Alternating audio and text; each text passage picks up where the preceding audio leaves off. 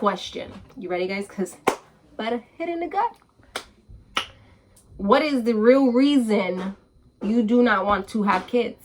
Oh my God, why? Why? You can't lie to the people. So please. We're ready. No worries. We have all day. Get out my face. There's a couple different reasons. My main reason, I do not and refuse to have a child in this world that is going to have to suffer like I did. I refuse. Because you don't know that. I did my research. It's a 50-50 chance. And that 50-50 chance I'm not willing to take. But there's a 50-50 chance that I could produce a kid. Why would you want You have two kids who are perfectly healthy. It'll be different if your kids are sick. Is your kid suffering? They're crazy. Does that count? That does not count. My kids are insane. That does not count. That should count for something. That does not count. That should count for something. Anyways, back to the question. That's one of my main reasons. Another reason is I know how much my mom suffered dealing with me. And I don't think I'm ready to deal with that suffering if my child comes out from that. Because I don't think I'm able to be that strong as what she did. So is the possibility of this happening greater than the reward? Because at the end of the day, they're a reward. They're a God gift from earth. Like, if it happens, it happens. But if I can prevent it from not happening, having my child being sick, or having the gene, or having the cell, I will try not. Like, you have to understand, it is super, like, I see everybody. I see how they look at me. I think you see your perspective of how people look at you, not the actual truth of how people look at you. I think the way people look at you is people very say it different. Okay. You see it one way. Who's about to get these hands? You see it one way, but you have to understand, like, growing up, I was like so like everybody knew us, right? So I went from, oh, you went from, oh, that you're Sheena's sister, and then I went from, oh, you're Shanee's sister, to, oh, you're the little sister, or then to, she's sick one in the whole school.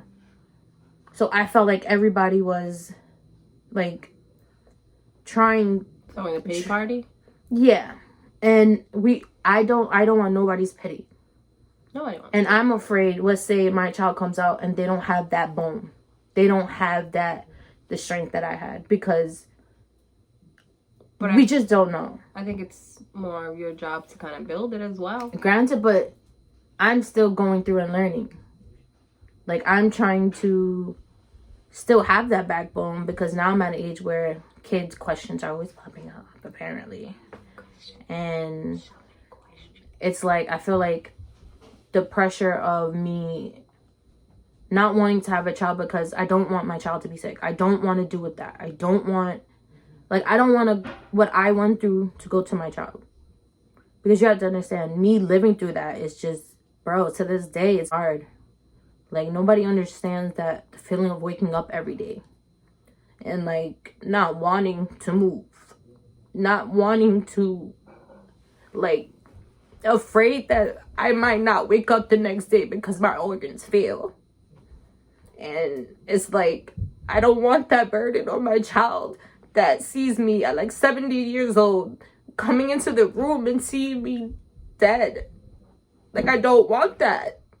Like, I try to push everybody away for that reason, because I don't want none of you to wake up one morning and not see me alive. But that's something no matter whether you're sick or not, we still have to face.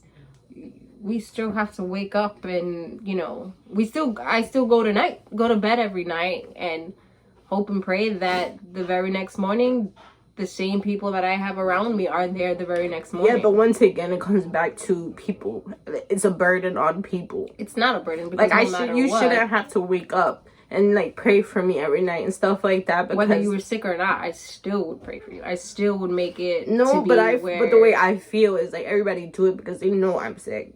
You get what I'm trying to say? So it's like. But okay, so look at it this way: you don't pray for me because I'm not sick. I don't pray. Okay.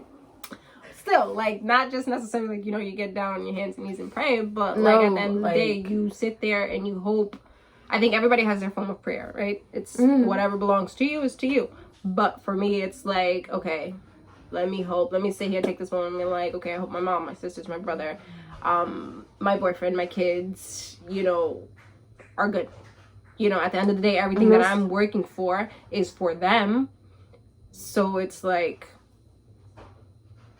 why deny yourself that opportunity? Because even though you work or at least for me, I work so hard to give my family everything that they didn't have, but it's still rewarding because at the moments where I give them something, it's like that smile that they have on their face, it's a feeling that you just can't make up. It's a feeling you can't get from anything else. That moment that you get home from work and your kid runs to you with open arms, it's like, it's a feeling that you can't get anywhere else. So it's like, I feel like because of this, you shouldn't, I guess that's the one thing that I don't agree with. Because of this, you shouldn't deny yourself that opportunity, because it's, at the right moment, it's very rewarding. Yeah, just don't get me wrong. No, I'm understanding what you're saying. Like, I get it. It's a feeling, of course, I want. And, like, I don't even know if I can even carry. I will be a very high risk. And it's just, like, I want, like, if I go, like, I feel like if I go through with it and whatever, I'm not going to have the normal pregnancy as everybody would. And it's, like, I'm tired of fighting. Like, I'm tired of doing that extra work all the time. Like, that's where I'm at. Like, I can't do it. Like, I'm not saying for what, but I know this may sound selfish, but I'm just tired of fighting for it. Like, I can't, I don't think you're wrong for that. I think, everybody kind of reach their breaking point with certain things. It's your journey for you to reach whatever point you want to reach. I mean, I'm not here to tell you, no, you're wrong. You can't do that. You need to keep fighting. You need to have kids. It's not my life. Because I don't want, like, it's like, I don't know how to explain it because I feel like I'm explaining it wrong. No, I get it. I just don't agree. Not that I don't agree with it. I just want you to have that opportunity to, to have something you create. Like, you created this human being. But I can create also adopting. Yes, of course. I would definitely, like, not against adoption. God forbid I can't. I will definitely do it that way. But I think as long as it's the right moment. You have to understand and look at it this way.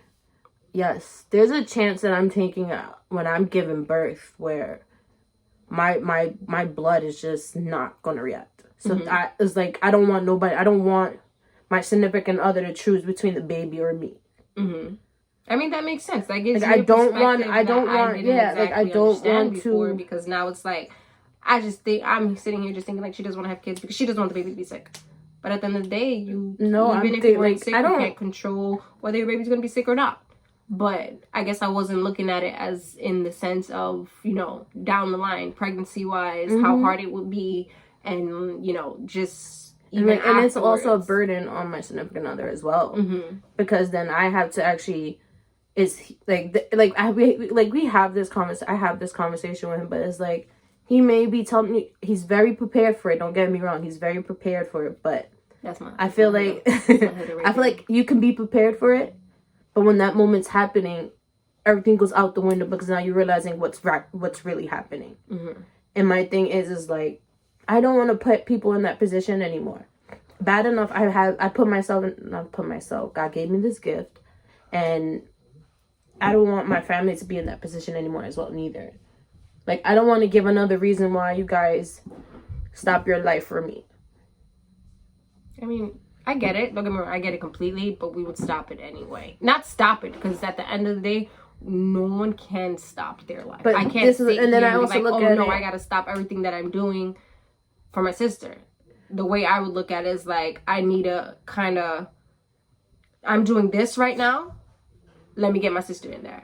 Like, in the sense of, like, you know, I need to make sure. But this is what I'm saying. Like, I don't want to track is good as well as yours. Like, I don't want to put that on you guys neither. Like, if there's a decision need to be made where, like, it's me or the baby and stuff like that. That wouldn't lie on us anyway. But what I'm saying would have to, it would still be another burden, you guys. Back. No, because we would have to sit back and follow whatever direction your boyfriend wants to take at the time, or your husband, fiance. Let's get this right. Excuse me. Oh my God, someone's doing something right. but trust me, like this is what I think about. Like, of course, if my baby is sick, I would like gladly love it no matter what. But my thing is like, am I going to be able to deal with it? Because I honestly could tell you right now, I don't know. Like, I don't know. I mean, I think it's still a pretty early age for you. So I think I just asked the question because of you're so adamant about it right now without kind of, I feel like that's one of those decisions that you're just no, where it's like. You weren't understanding? I wasn't understanding. I get a better understanding of why it's such a harsh no, but I think your age and with time and growth with you as an individual person and you growth as in your relationship, I think later down the road you guys will decide what it is that you want to do, because I can't make decisions for you. But you try to. I'm successful. Whatever. But yeah, those are questions. Oh, so you're just gonna end it like that. We're just gonna end it with a crying scene, right? I didn't cry though. Whatever. I'm so proud of myself. Was there a situation when you cried for me? Or did you ever? All the time. I remember one instance where we already found out what was wrong. That was one of the first times I cried. Yes, it was. That was very hard. But it was one of the times you had to use the bathroom. You hadn't had a catheter yet.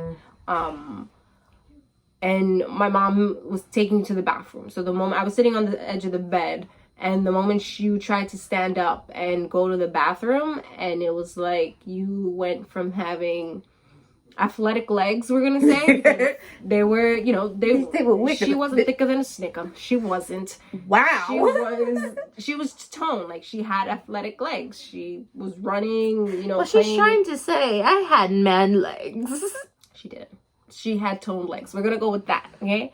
And then to go from that to two little twigs, you know, it wasn't an easy thing to see. And what she's trying to say, I went down to 90 pounds. It was a drastic change in a very little time, and I don't think my brain was ready to